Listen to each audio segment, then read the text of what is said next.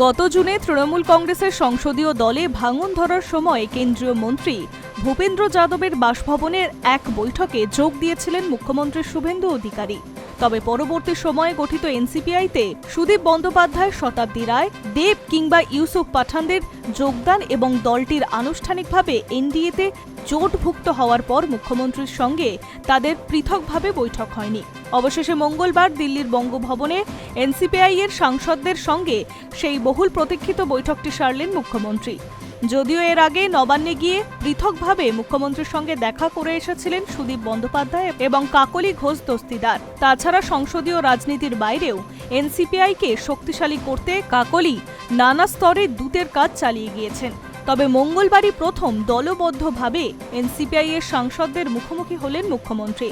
বৈঠক শেষে নিজ নিজ লোকসভা কেন্দ্রের উন্নয়নমূলক রণকৌশল নিয়ে সন্তোষ প্রকাশ করেছে সাংসদরা। বৈঠক শেষে সাংসদ রচনা বন্দ্যোপাধ্যায় জানান, এটি দীর্ঘদিন ধরে বকেয়া থাকা একটি বৈঠক ছিল, যা আজ সম্পন্ন হলো।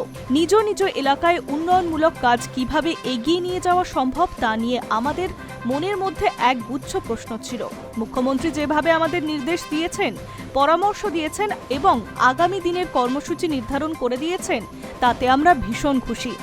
এলাকার রাজনৈতিক কারণে ঘরছাড়া সাধারণ মানুষ ও দলীয় কর্মীদের বিষয়ে রচনা বলেন, কোনো মানুষ যাতে কষ্টে না থাকেন এবং এলাকা ছেড়ে না থাকেন সেই বিষয়ে মুখ্যমন্ত্রী আমাদের আশ্বস্ত করেছেন।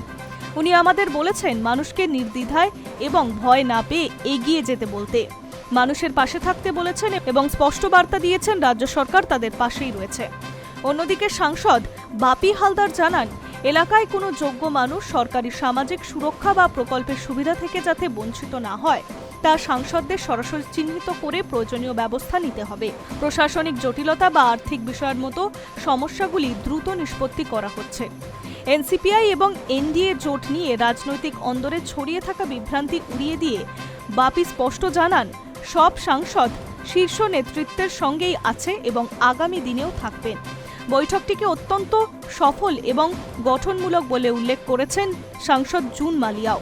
তিনি জানান, নিজ নিজ এলাকায় কাজ করে এবং প্রশাসনিক জটিলতা দূর করতে রাজ্য প্রশাসন সর্বোচ্চ স্তর থেকে সহায়তার পূর্ণ আশ্বাস দিয়েছে। তবে বৈঠক শেষে খানিকটা মেপে পদক্ষেপ করতে দেখা যায় রাজ্যসভার প্রবীণ সাংসদ সুখেন্দু শেখর রায়কে।